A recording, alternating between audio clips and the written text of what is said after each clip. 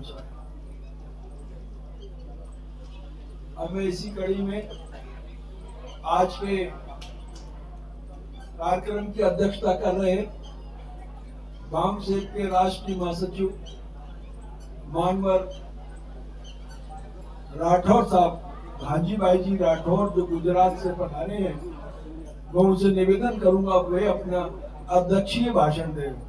मानवर भांजी भाई जी राठौर।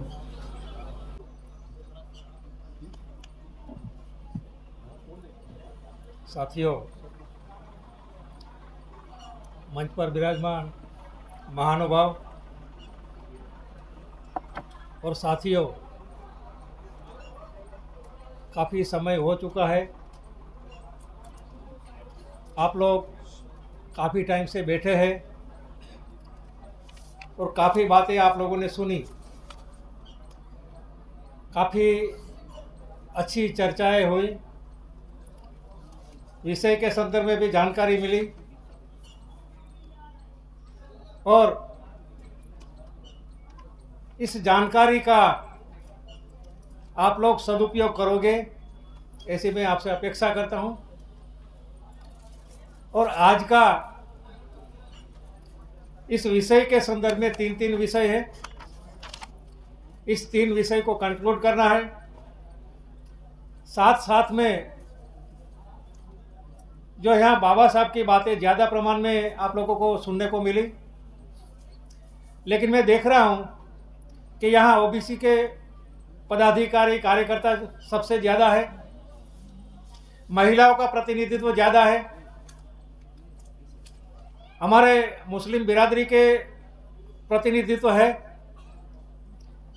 तो मैं समझता हूँ कि इनके ऊपर काफ़ी चर्चा नहीं हुई, ना ओबीसी के ऊपर चर्चा हुई, ना मुस्लिम बिरादरी के ऊपर चर्चा हुई, ना महिलाओं के ऊपर जितना प्रमाण में होना चाहिए इतने प्रमाण में चर्चा नहीं।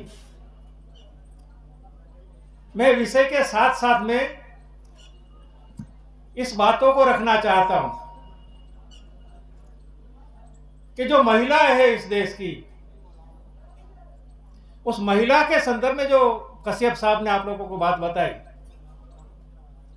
मैं महिलाओं के संदर्भ में बात बताना चाहता हूं कि ये सामने तस्वीर आप लोगों को दिखती होगी। तस्वीर दिखती है आपको? ये तस्वीर हम लोगों ने क्यों लगाई? कौन सा काम किया? ये हमारे महापुरुषों की तस्वीर हम लोगों ने लगाई। क्यों लगाई? अगर बाबा साहब आंबेडकर सफल हुए तो उसमें सबसे बड़ा अगर योगदान था तो रमाबाई आंबेडकर का था। अगर रमाबाई आंबेडकर बाबा साहब के सामने डिमांड करती कि अभी तुम काफी अच्छा पढ़ लिख लिया, अभी कहीं नौकरी पे लग जा, बाल बच्चों का भरण पोषण कर, मुझे अच्छी साड़ी दे, तो क्या आज हम यहां बैठने लायक होते?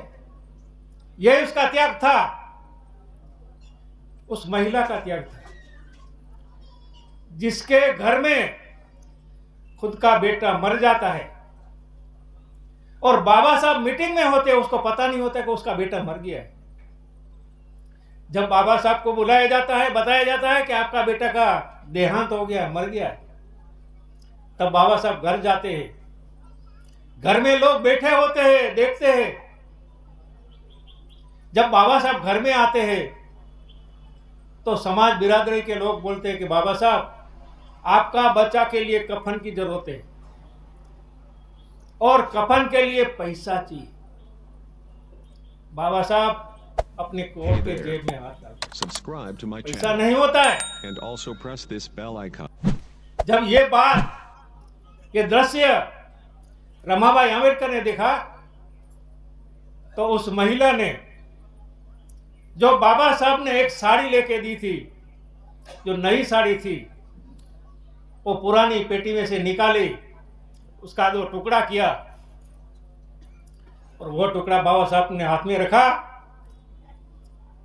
कि ये मेरे बेटे के लिए कफन है।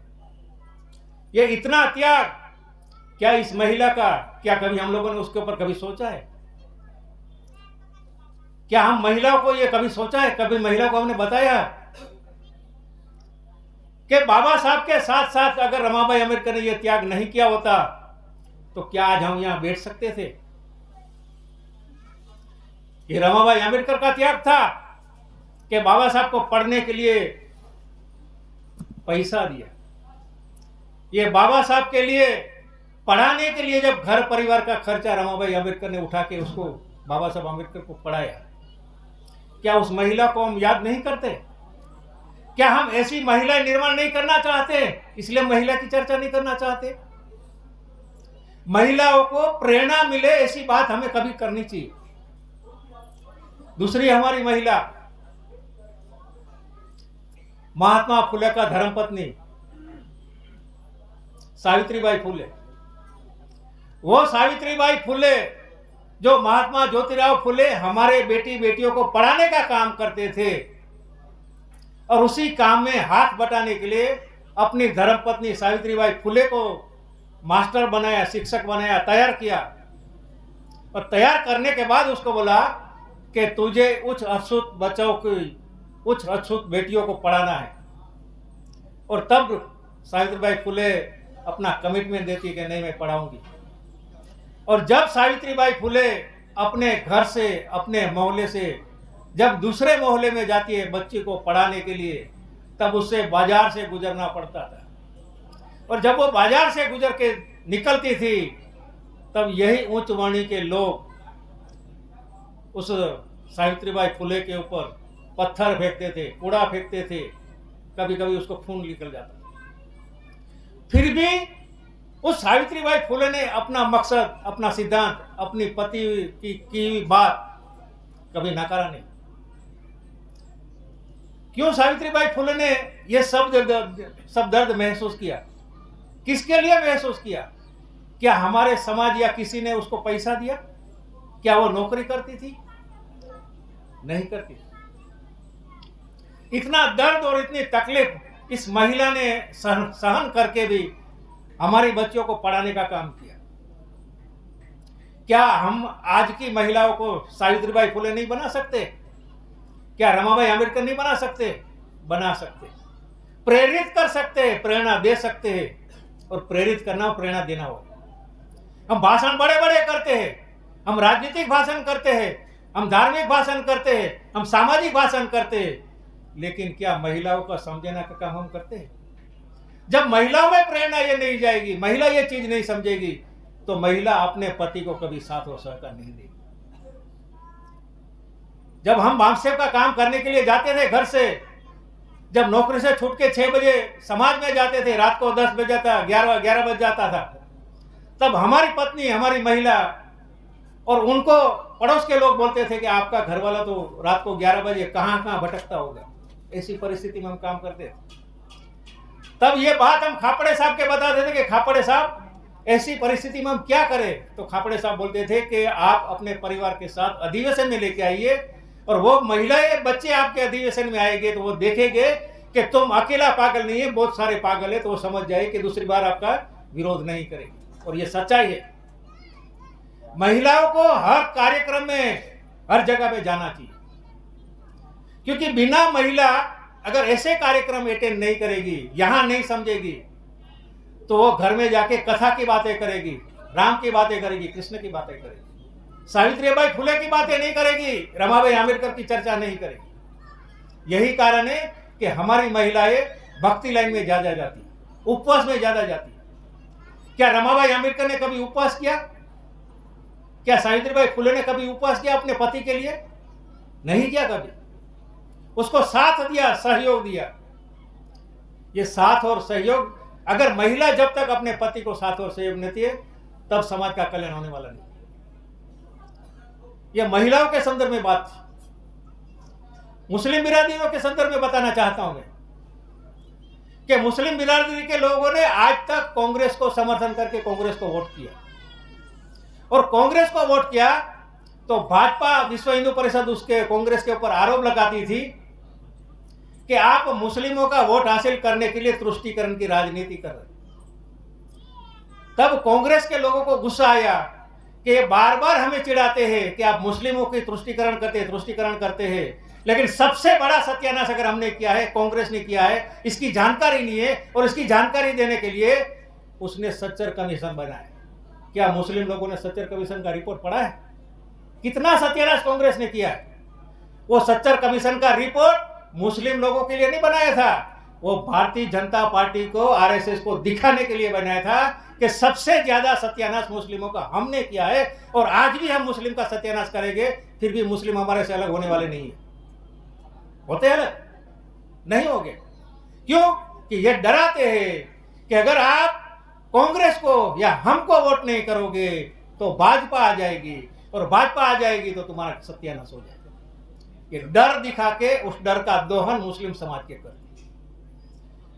ये बातें क्या मुस्लिम समाज के लोगों को मालूम है? नहीं मालूम। फिर भी मुस्लिम समाज के लोग आज भी ये बताते हैं कि कांग्रेस हमारी माई बाप है। ये बात सही है गलत है? आज भी बताते हैं। मैं मध्य प्रदेश का एग्जांपल देना चाहूंगा कि इसके पहले कांग्रेस की सरकार मध्य प्रदेश ने बनाई थी। मुस्लिम समाज के लोगों ने, सभी ने वोट देके कांग्रेस की सरकार यहीं बनाई थी। Hey there. Subscribe यही to my सरकार channel कांग्रेस की गिर गई। and also press गिर this गई। bell icon. किसने गिराई? किसने गिराई? कोई बोले भाजपा ने गिराई। भाजपा ने को नहीं गिराई, वो सरकार गिराई है, वो ब्राह्मण ने गिराई।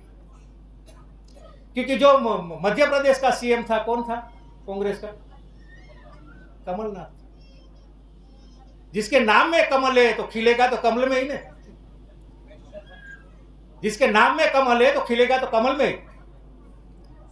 अगर यहां की सरकार, कांग्रेस की सरकार अस्थिर करके भारतीय जनता पार्टी की सरकार बना सकती है, तो सेम खेल तो राजस्थान में भी किया था।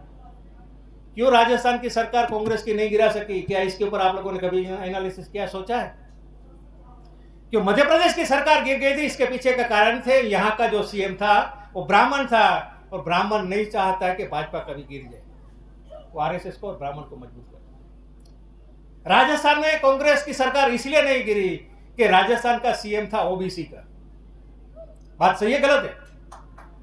ओबीसी का था, उसने मुकाबला किया, अपनी सरकार को बचाया। ये अंतर, ये भेद जब तक हम लोग नहीं समझेंगे तब तक हम आंदोलन नहीं कर सकते, आगे नहीं बढ़ सकते। इसी दिशा में ओबीसी के संदर्भ में अगर बताया जाए तो आज अदर बैकवर्ड क्लास के लोग, ओबीसी के लोग, क्या कालेलकर कमीशन के संदर्भ में कुछ जानकारी रखते हैं? बहुत कम लोग जानकारी रखते हैं। क्योंकि सबसे पहले कालेलकर कमीशन भारत में बनाया गया। और कालेलकर कमीशन क्यों बना? क्योंकि बाबा साहब आंबेडकर ने संविधान में 340 कलम के हिसाब से ओबीसी के लिए कोई कमीशन बनना चाहिए, उसका उद्धार करने के लिए कुछ काम होना चाहिए।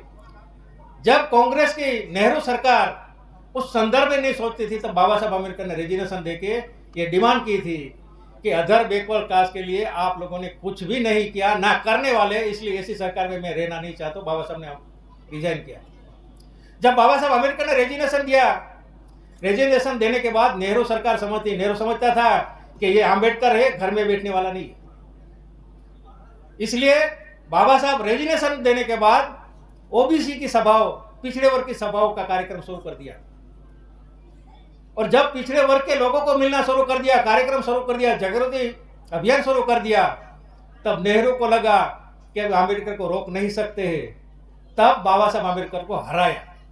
ये हराने के पीछे का कारण ये, क्योंकि एक जो नेतृत्व था, जो शेड्यूल कास्ट में नेतृत्व था, वो ओबीसी में, ओबीसी के लोगों ने उस समय पे नेतृत्व स्वीकार करते थे बाबा साहब आंबेडकर। ये कालेलकर कमीशन अगर ये लागू हो गया होता तो क्या होता? कंटिन्यू रखिए। क्योंकि कालेलकर कमीशन के माध्यम से 30 मार्च 1957 जब कालेलकर ने अपना रिपोर्ट नेहरू सरकार को दिया, तो नेहरू ने सोचा कि ये रिपोर्ट में क्या है। तो नेहरू ने वो रिपोर्ट पढ़ा, तो रिपोर्ट में कुछ बातें मैं आपको बताना चाहता हूं कालेलकर के संदर्भ में, कि उसमें 2399 जाति ओबीसी की उसने आइडेंटिफाई की थी, 2399। और उसमें एक प्रावधान था कि ओबीसी अदर बैकवर्ड क्लास के लिए क्या क्या, इस कमीशन के माध्यम से सरकार को क्या क्या करना चाहिए। उसमें सबसे अहम बात थी कि अदर बैकवर्ड क्लास के बच्चों को टेक्निकल एजुकेशन में 70% आरक्षण देना चाहिए। 70% कालेलकर कमीशन में था। अगर 70% ओबीसी के बच्चों को उसमें आरक्षण मिलता टेक्निकल एजुकेशन में, तो 70% प्लस 22.5%, 22.5%, फिगर कहां जाता? 92.5%। तो जिसकी जितनी संख्या है उतना मिल जाता, और उसकी जितनी संख्या है उसका इतना मिलता, 7.5% उसको मिलता। नेहरू समझ गया कि ऐसा होगा तो हमारे बच्चे आईएएस आईपीएस, हमारे बच्चे डॉक्टर इंजीनियर वकील नहीं बनेंगे, इसलिए कालेलकर कमीशन को लागू नहीं किया। दूसरा का प्रावधान था कालेलकर कमीशन में कि एजुकेशन के साथ साथ नौकरियों में प्रावधान था। उस नौकरियों के माध्यम से जब क्लास 1 की रिक्रूटमेंट अगर भारत सरकार, केंद्र सरकार या राज्य सरकार करती, तो जैसे एससी एसटी के लिए 22.5% आरक्षण था, सेम कालेलकर कमीशन के माध्यम से क्लास 1 के लिए 25% रिजर्वेशन था। कितना? 25% क्लास 1 में।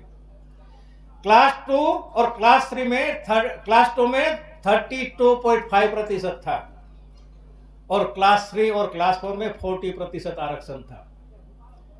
हम मानते हैं कि उस समय पे ओबीसी के लोग पढ़े लिखे लोग नहीं थे, जैसे एससी एसटी के लोग भी पढ़े लिखे नहीं थे, ओबीसी के पढ़े लिखे नहीं थे, लेकिन एससी एसटी के जो कम पढ़े लिखे लोग थे वो चपरासी में लगे, क्लास 3 में लगे, और उस ऑफिस में जाके उसने देखा कि इंजीनियर कैसे बनाया जाता है, इंजीनियर कैसे बनता है, आईएएस कैसा बन सकता है, अदर ऑफिसर कैसे बन सकता है। जब उसने ये ऑफिस में माहौल देखा, माहौल देखने के बाद एससी एसटी के लोगों ने अपने बच्चे को पढ़ाया और अपने बच्चे को आईएएस आईपीएस बनाया, अधिकारी बनाया।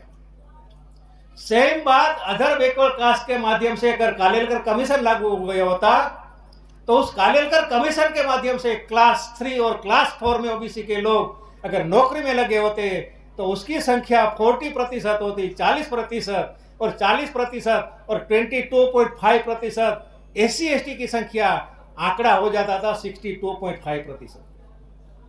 अगर ये 62.5% की संख्या हो जाती थी, तो यूनियन किसकी मजबूत होती?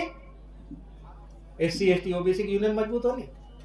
एससी एसटी ओबीसी यूनियन मजबूत होती। अगर एससी एसटी की ओबीसी की यूनियन मजबूत होती, तो सरकारें किसकी बनती?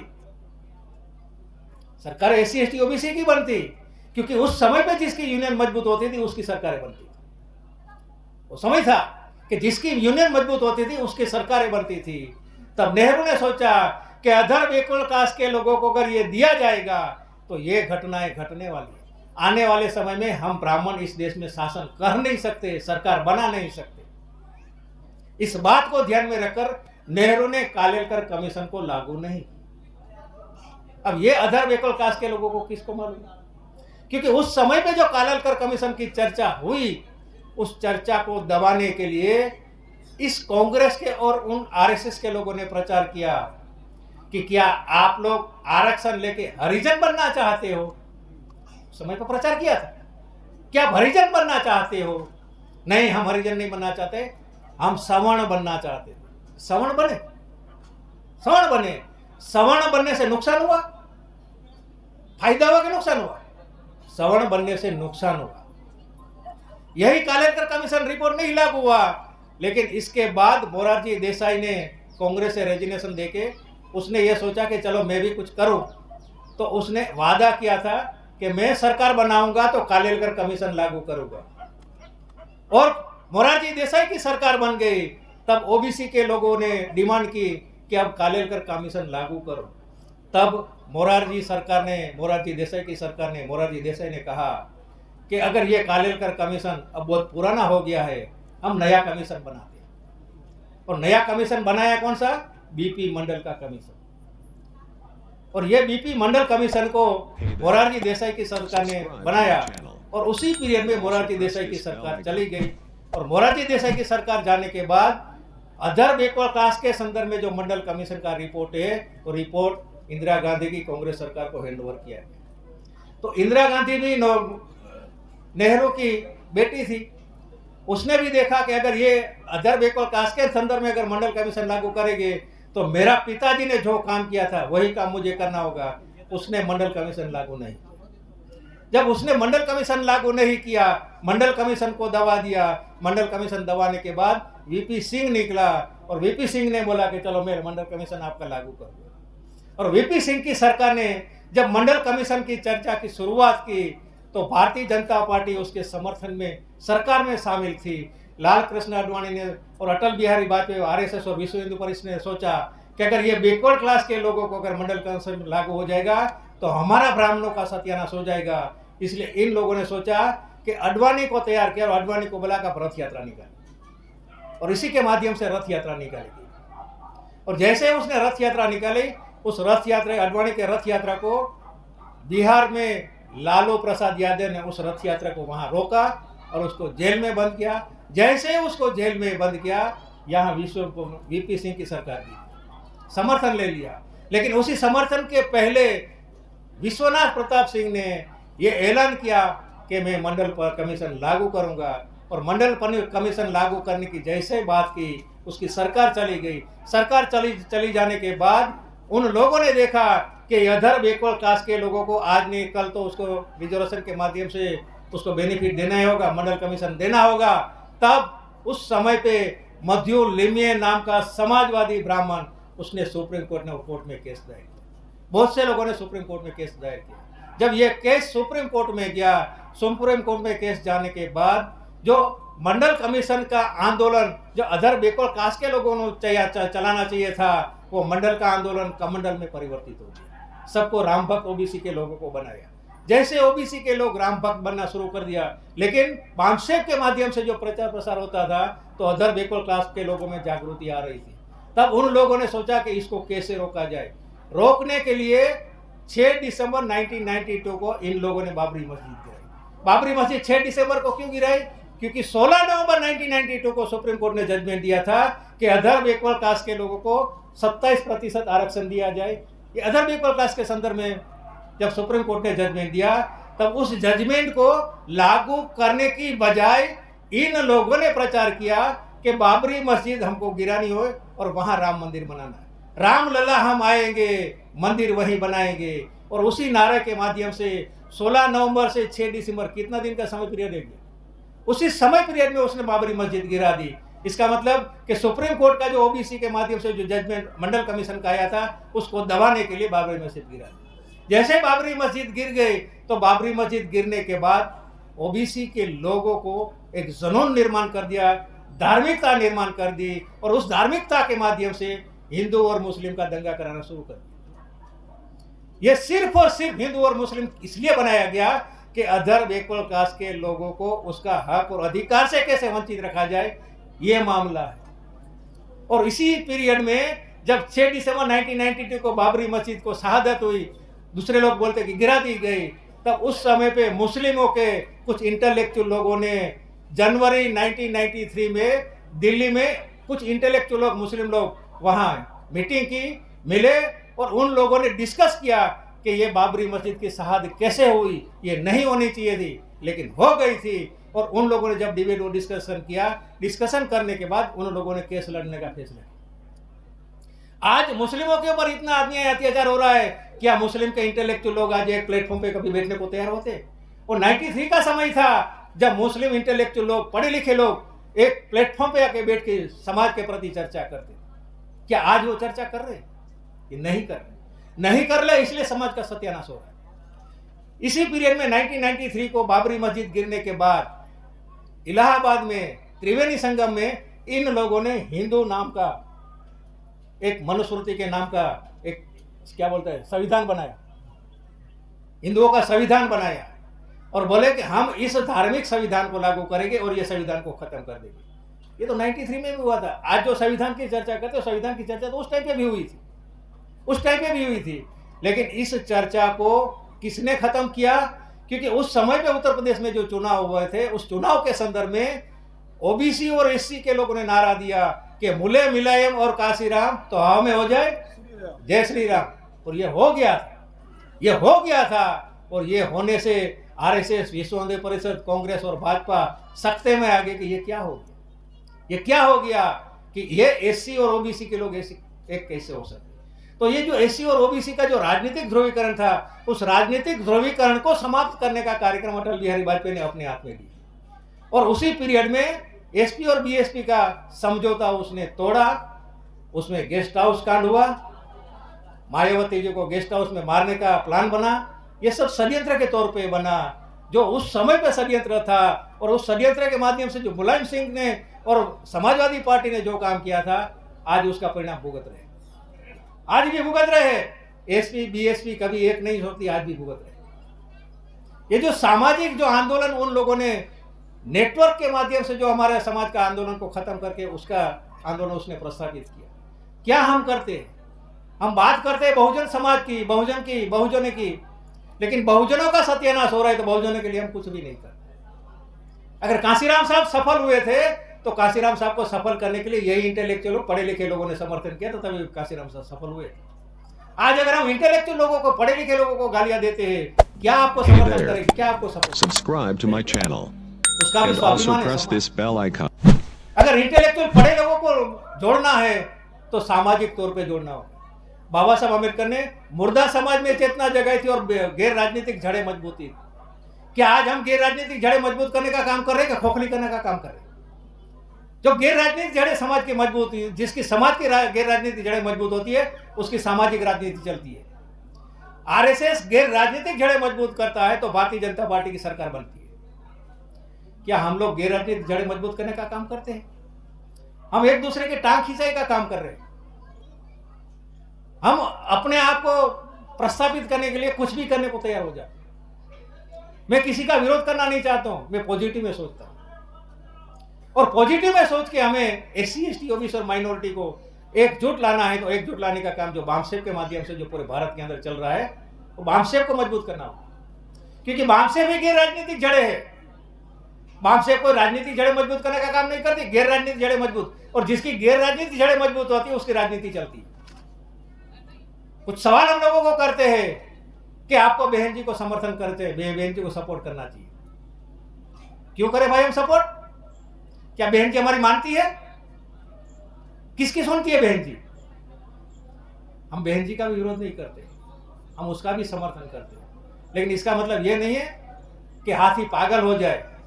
जब हाथी पागल हो जाता है तो महावत की जरूरत पड़ती है। आज कोई महावत नहीं है, इसलिए हाथी पागल हो गया। समाज का सत्यानाश हो रहा है और क्या इंटेलेक्चुअल लोग कर रहे हैं? क्या कर रहे हैं? हम तो भामसेब के माध्यम से हम काम कर रहे हैं, जितना होता है इतना कर सकते करते हैं। हम गैर राजनीतिक जड़ें मजबूत करने का काम करते हैं, लेकिन जिसकी राजनीतिक तौर पे जिसकी सोच है उसको राजनीति मजबूत करने का काम करना चाहिए। समाज को संगठित करने का काम करना चाहिए। समाज को संगठित करने का, चुनाव के समय में सिर्फ बाहर निकलते हैं, चुनाव के बाद गायब हो जाते हैं। क्या ऐसे राजनीति चलती है? ऐसे राजनीति नहीं चलती। राजनीति समाज की चलानी है तो 24 घंटे समाज में रहना होगा। बामसेब के कार्यकर्ता 24 घंटा समाज में रहते हैं, तब बामसेब को लोग समर्थन और सपोर्ट करते हैं। अगर बामसेब को लोग समर्थन और सपोर्ट करते हैं तो बीएसपी को भी समर्थन और सपोर्ट तब करेंगे जब बीएसपी के कार्यकर्ता 24 घंटे समाज में फील्ड में रहेंगे। उसकी जिम्मेवारी बनती है कि समाज में अन्याय अत्याचार होता है तो वहां उसको खड़ा रहना चाहिए। अपेक्षा बामसेब वाले से करते हैं। बामसेब का काम है non political, non religious, non संघर्ष। ये तीनों हम इसलिए नहीं करते हैं क्योंकि बामसेब कर्मचारियों का संगठन है, इंटेलेक्चुअल लोगों का संगठन है। और ये इंटेलेक्चुअल लोगों का संगठन के माध्यम से जो समाज में जागृति आई है, आज पूरे भारत में अगर बहुजन बहुजन हो रहा है, किसकी देन है? ये बामसेब की देन है, क्योंकि कांशीराम साहब ने बामसेब बनाया। अगर कांशीराम साहब अकेले होते तो क्या बामसेब चला सकते? ये पढ़े लिखे इंटेलेक्चुअल लोगों ने समर्थन और सपोर्ट किया, तब कांशीराम साहब आ गए। कांशीराम साहब पैदा पंजाब में जरूर हुए, लेकिन शुरुआत आंदोलन की महाराष्ट्र से, पुणे से की और राजनीतिक सफलता उत्तर प्रदेश में हासिल की। कि नहीं हासिल? उत्तर प्रदेश में हासिल की।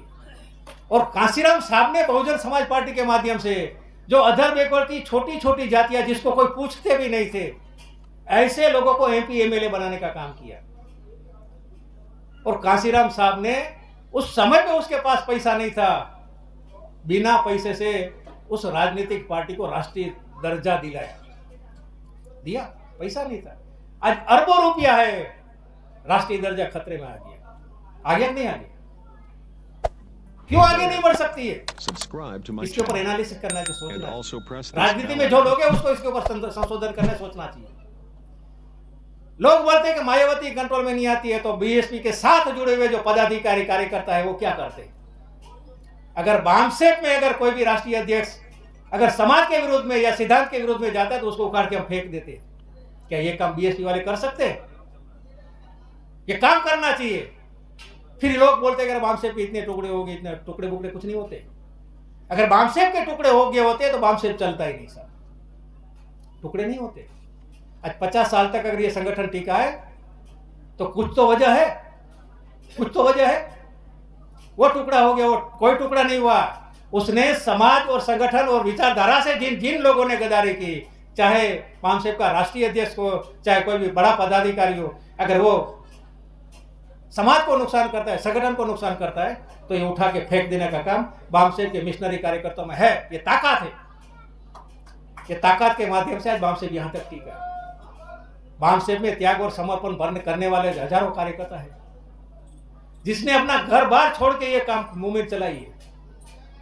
आज किसको पता था कि मूल निवासी है भाई? किसको पता था कि डीएनए के माध्यम से ब्राह्मण विदेशी? बामसेप ने बताया, बामसेप ने बताया ना, बामसेप ने बताया।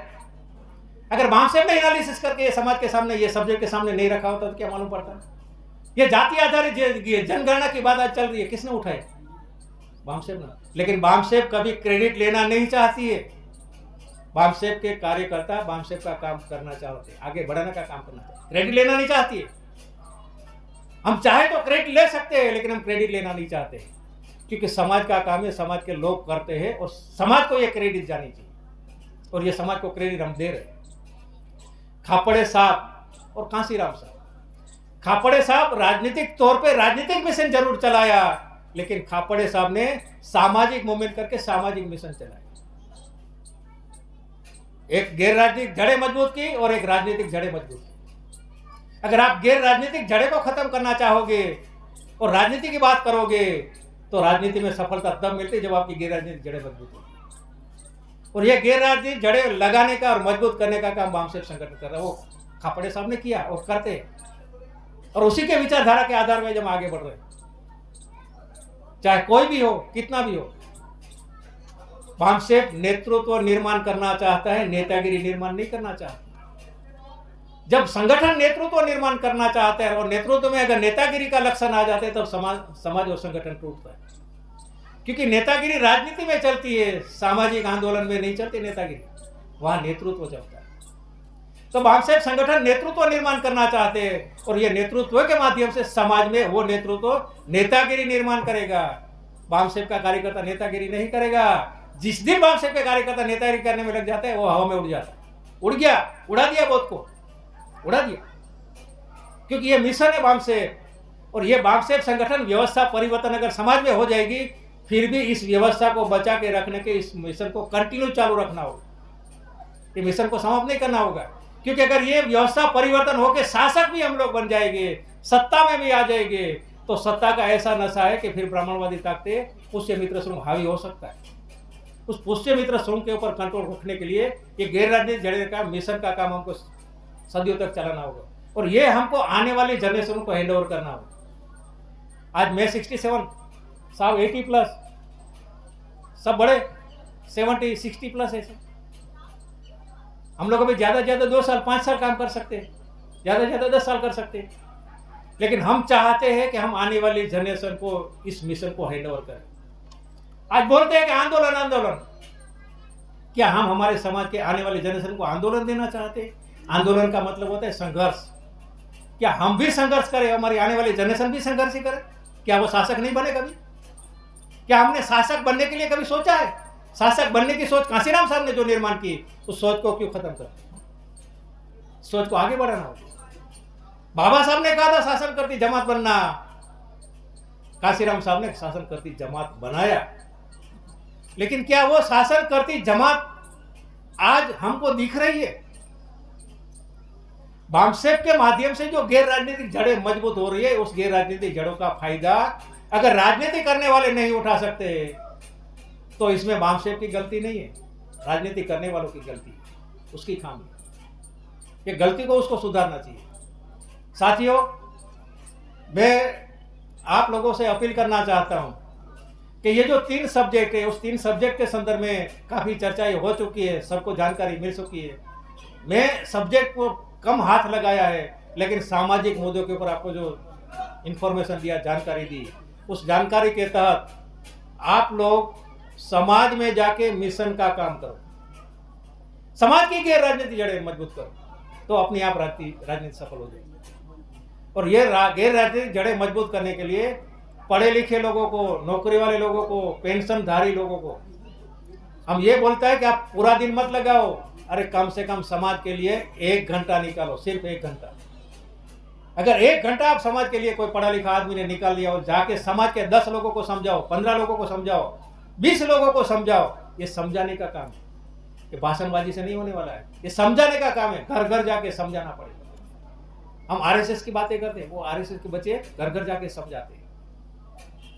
लोग आरएसएस और बामसेब की कंपैरिजन करते हैं, अरे आरएसएस इतना हो गया है। आपको पता है कि कोई भी ब्राह्मण चाहे 80 साल का, 90 साल का बूढ़ा होगा या 5 साल का बच्चा होगा, वो आरएसएस के फेवर में काम करता है, कभी विरोध में काम नहीं करता है।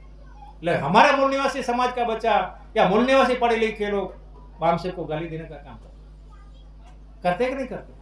क्या किया तुम लोगों ने?